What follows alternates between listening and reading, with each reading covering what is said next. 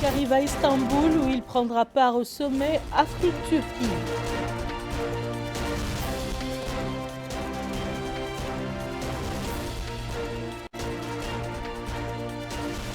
Lancement du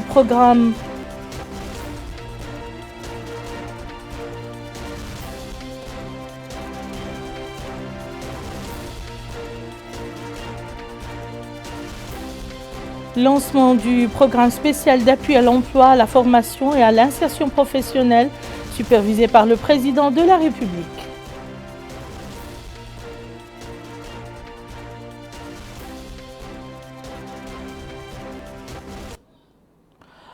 Pour se prémunir de la Covid-19, faites-vous vacciner et respectez les mesures barrières.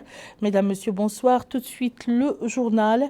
Avec cette nouvelle, le président de la République, M. Mohamed El-Cheikh El-Ghazouani, est arrivé à Istanbul ce soir où il prendra part au sommet Afrique-Turquie qui se tiendra le 17 et 18 du mois courant.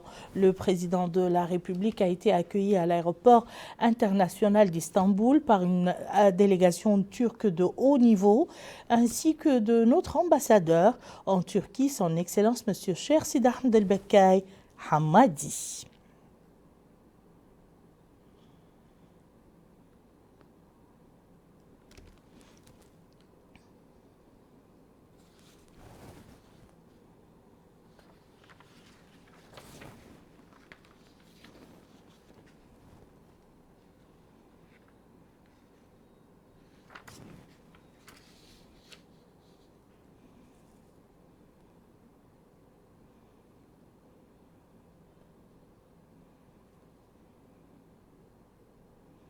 Le président de la République, M. Mohamed El-Cheikh El-Ghazouani, avait quitté Nouakchott aujourd'hui pour la Turquie. Il prendra part à Istanbul au sommet Afrique-Turquie. Le président de la République a été salué à son départ de l'aéroport international de Nouakchott en Tounsi par le Premier ministre, M. Mohamed El-Bilal Messoud, les ministres de la Justice et de la Défense nationale, le chef d'état-major particulier du président de la République, la directrice adjointe de cabinet du président de la République, le wali de Nouakchott-Ouest et la présidente du conseil régional de Nouakchott.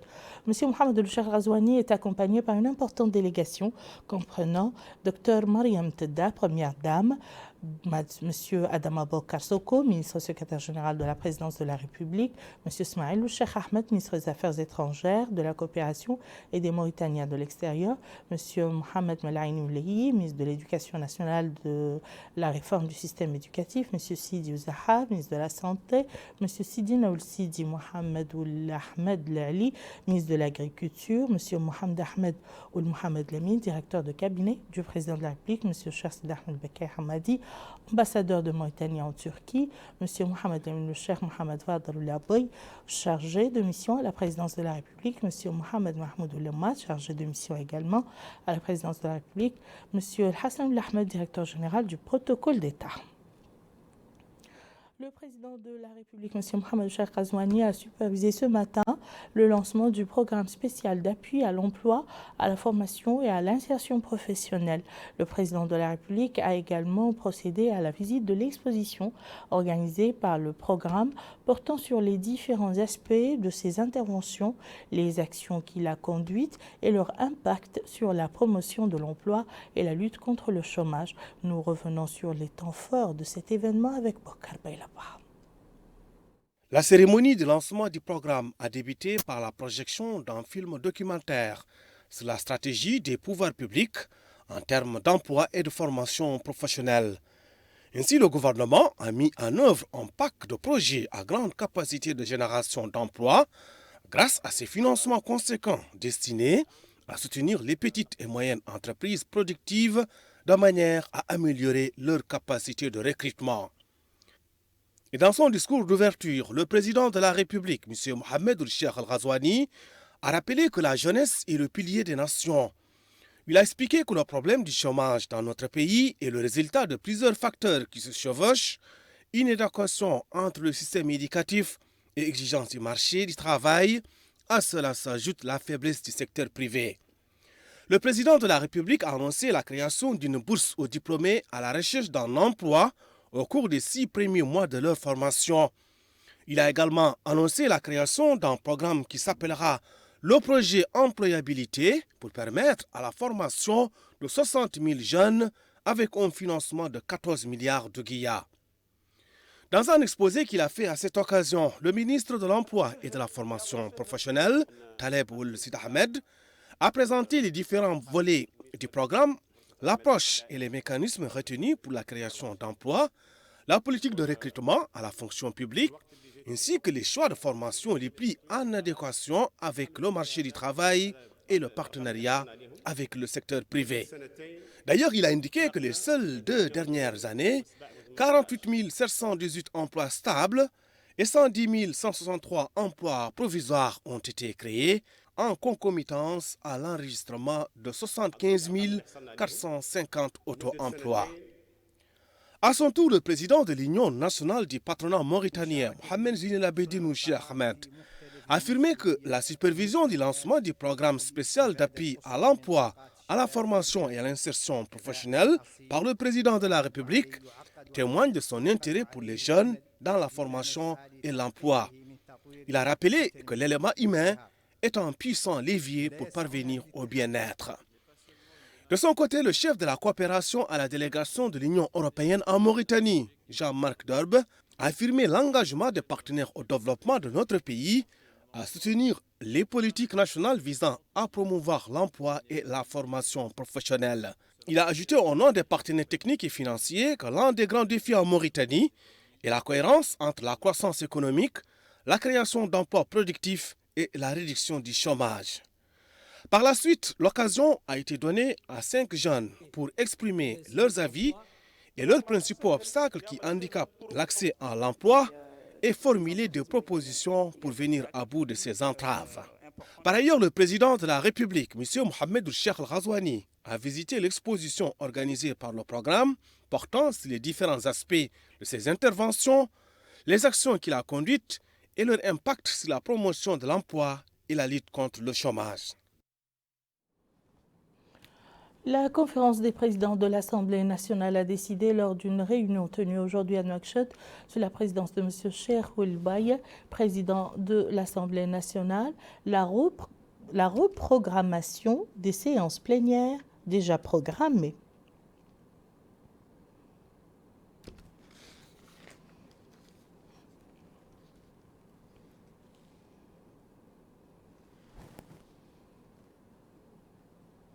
La commission des finances de l'Assemblée nationale a consacré une réunion qu'elle a tenue à Nouakchott sous la présidence de M. Bekka et Ould Abdelkader Ould, son président, à l'examen du budget du ministère de l'Intérieur et de la décentralisation au titre de l'année 2022. La commission a suivi un exposé présenté par le ministre de l'Intérieur et de la décentralisation, M. Mohamed Sahel Merzoug, dans lequel il a passé en revue les principaux chapitres de ce budget et les domaines de son décaissement.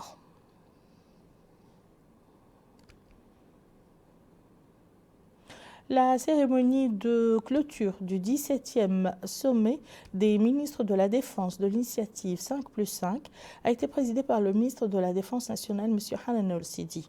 Le dit sommet avait démarré plus tôt dans la matinée et en visioconférence. À l'issue de la rencontre, la déclaration finale du sommet a été adoptée à l'unanimité. Plus de détails avec Abdul Adamaba. Le 17e sommet des ministres de la Défense de l'initiative 5+5 a été l'occasion de mettre en avant les résultats probants qui ont été enregistrés avec la Mauritanie qui a présidé cette instance pour cette année. Ce sommet virtuel a été présidé par le ministre de la Défense nationale. Au cours de ces rencontres, les acquis qui ont été enregistrés pour cette année qui s'achève ont été passés en revue par les différents chefs des délégations, de même que la nécessité de préserver cet espace de dialogue afin de partager et développer différents projets en vue du renforcement de la coopération entre pays membres de l'initiative. Le ministre de la Défense nationale, Hanan Ould Sidi, a fait part de sa satisfaction pour le niveau des échanges qui, dit-il, illustre l'engagement et la détermination des États membres de l'initiative à tout mettre en œuvre pour promouvoir la sécurité et la paix dans l'espace 5+5. Il a salué les différentes activités qui ont été menées, particulièrement dans le cadre de la formation au profit des pays membres. À l'issue de ces rencontres, la déclaration finale du sommet a été adoptée à l'unanimité. Rappelons que le Royaume du Maroc assure ainsi la présidence tournante de cette initiative pour l'année à venir. C'est sous le haut patronage du président de la République que le ministère des Affaires économiques et de la promotion des secteurs productifs a organisé en collaboration avec le magazine Financial Africa un forum sur l'investissement en Afrique sous le thème Afrique 2050, défis et enjeux. Mohamed El-Khattat. L'Afrique en 2050, enjeux et défis, tel est le thème d'un forum de 2 jours sur l'investissement en Afrique organisé à Nouakchott par le ministère des Affaires économiques et de la promotion des secteurs productifs sous le haut patronage du président de la République, Mohamed Cheikh Al-Qazouani, en coopération avec le magazine Financial Africa. Le forum auquel prennent part pas moins de 250 experts et économistes a été l'occasion pour le ministre des Affaires économiques et de la promotion des secteurs productifs, M. Ousmane Mamoudou Kane, de déclarer.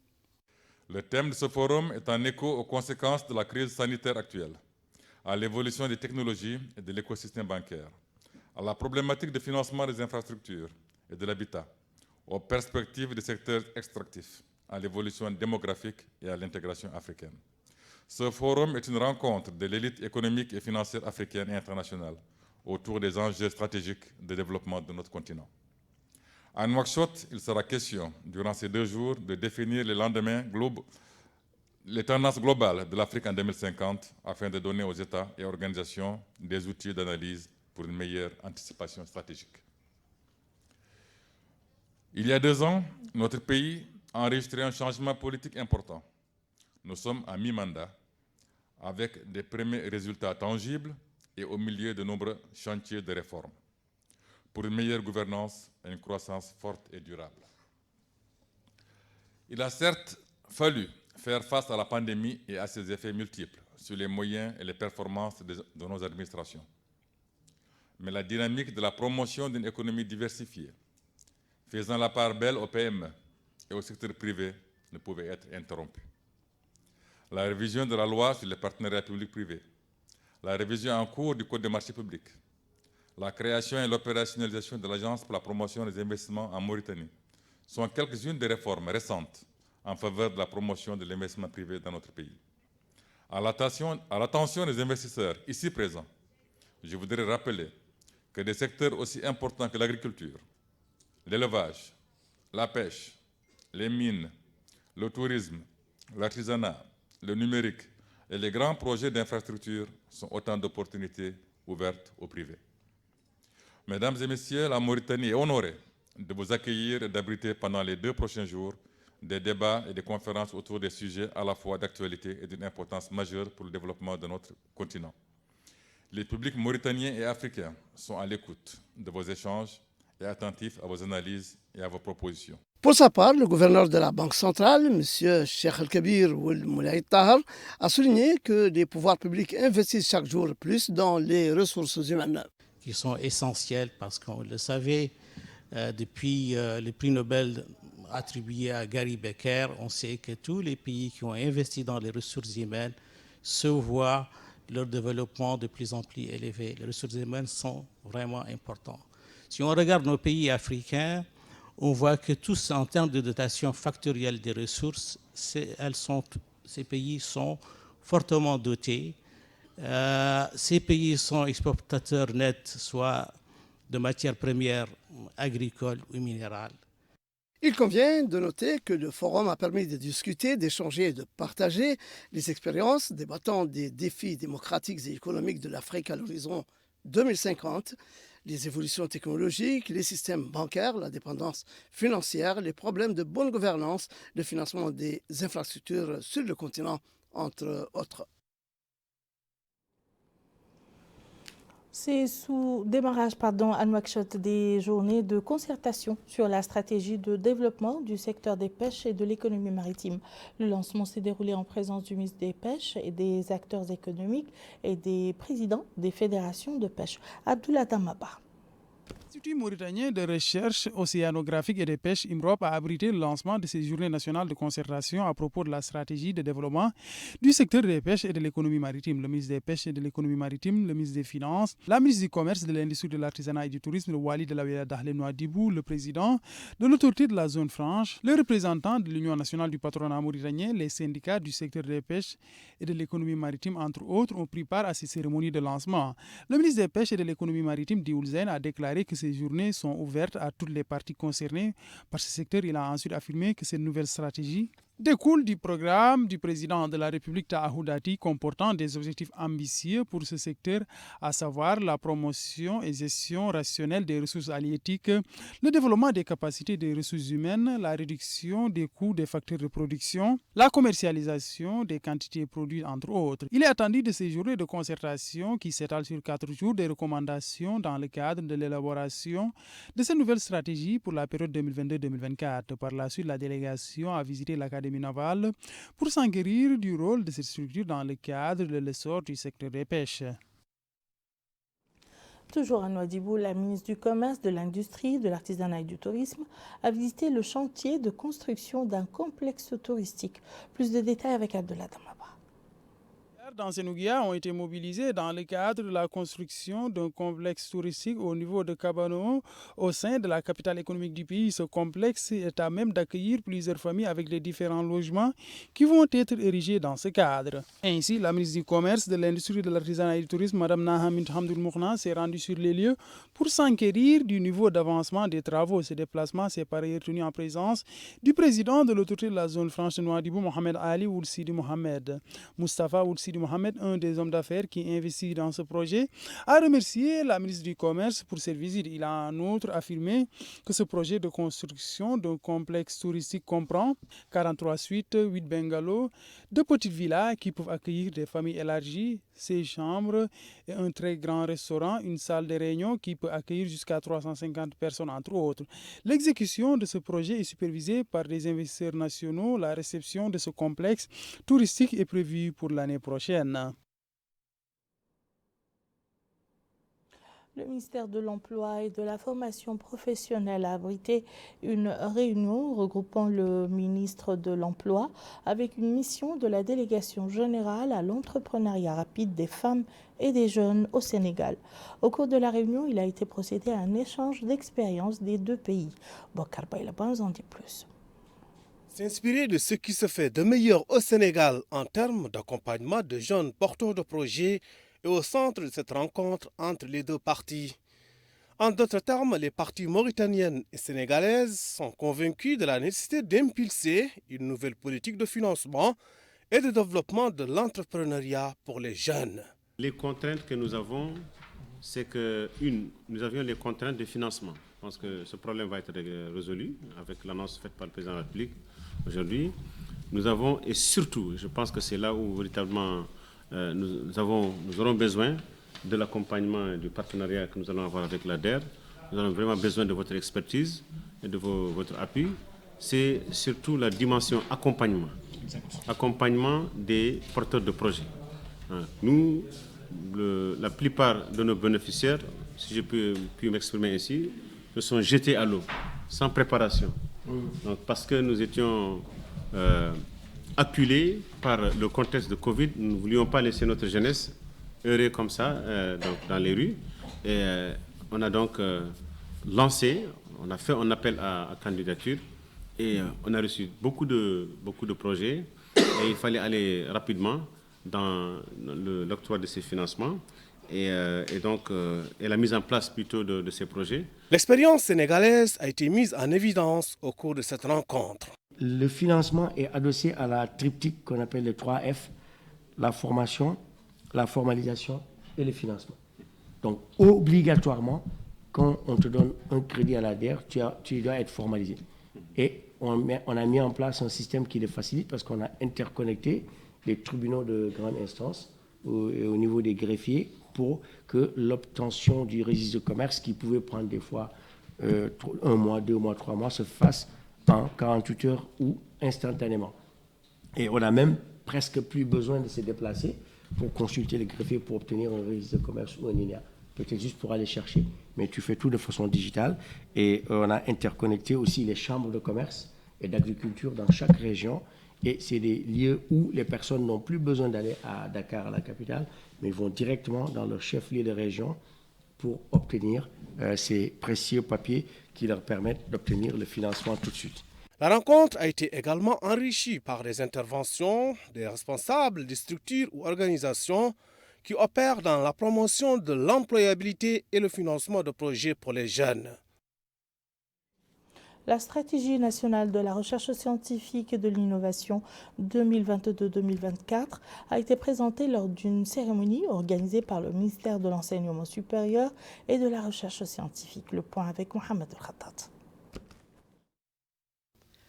Mettre en place pour la première fois dans le pays une stratégie nationale de la recherche scientifique et de l'innovation dénote de la volonté du département d'en faire un levier pour le développement socio-économique durable et inclusif. Surtout que son rendement reste en deçà des attentes alors que la recherche scientifique et l'innovation sont des outils stimulateurs incontournables pour toute nation cherchant à adapter son économie aux mutations modernes. Ouvrant la cérémonie de présentation de cette stratégie nationale, Madame la ministre de l'Enseignement supérieur et de la Recherche scientifique, Amal Mentsidi ou le Cheikh Abdullahi, a précisé que le département s'était attelé à faire un diagnostic de l'état de la recherche scientifique et de l'innovation qui a fait ressortir un ensemble de dysfonctionnements dont la faiblesse des infrastructures de base dans la plupart des établissements d'enseignement supérieur et l'incompatibilité des recherches avec les priorités nationales. Pour sa part, la représentante de l'Union européenne, Mme Madeleine Onklin, a indiqué.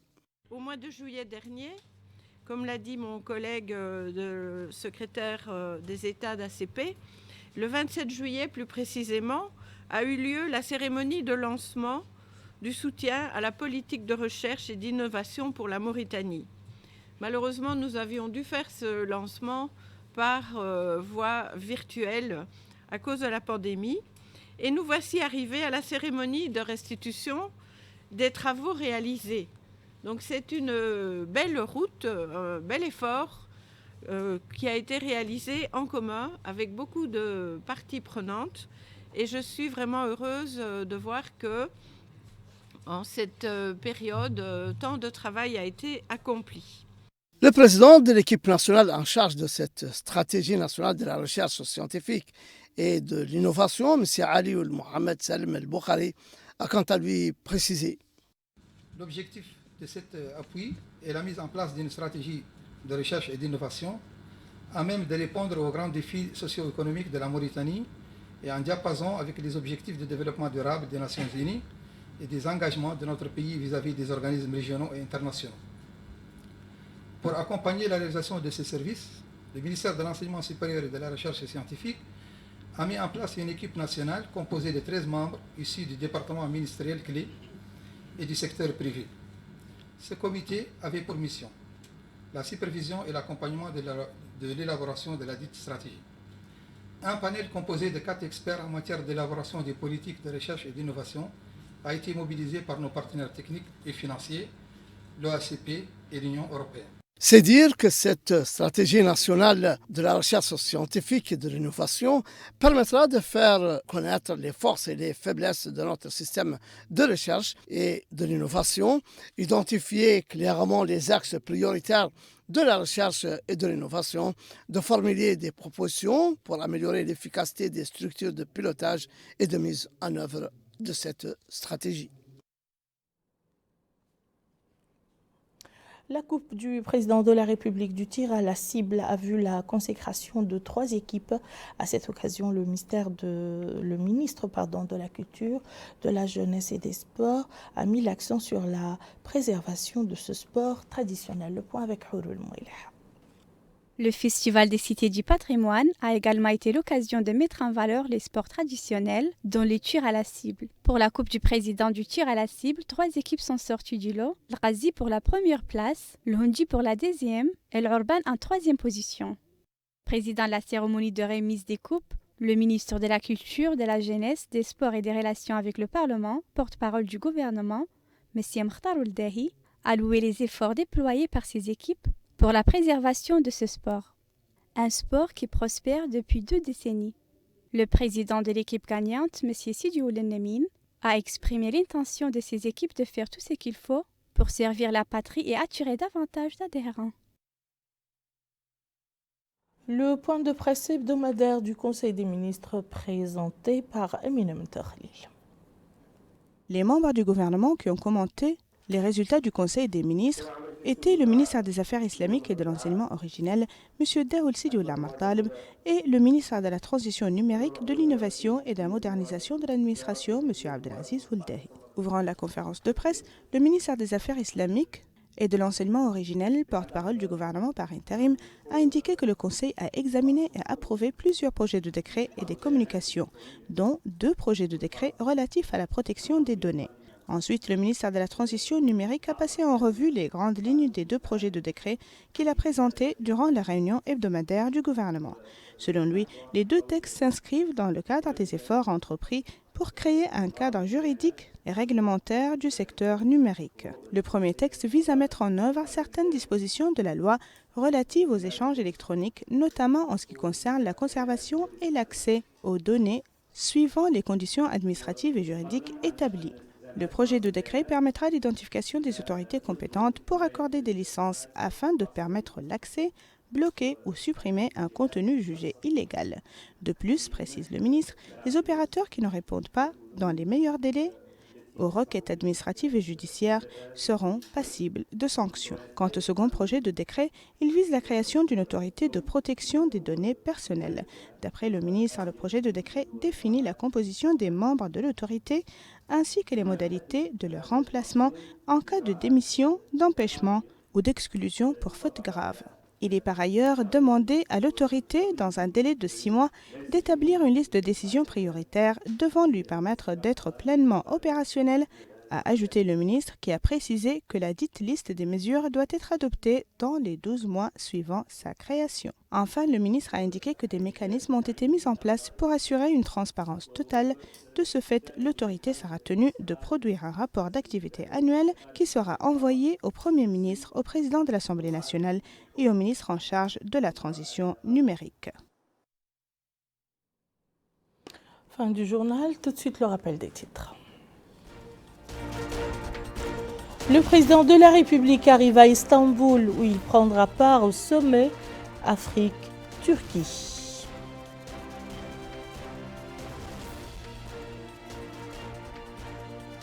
Le président de la République quitte Nouakchott pour Istanbul pour prendre part au sommet Afrique-Turquie.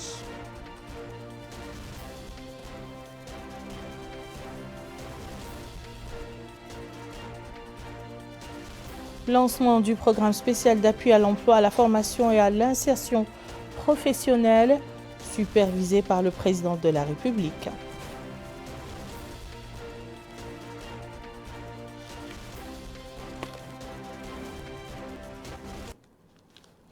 Merci Madame, Monsieur de nous avoir suivis. À très bientôt, Inch'Allah.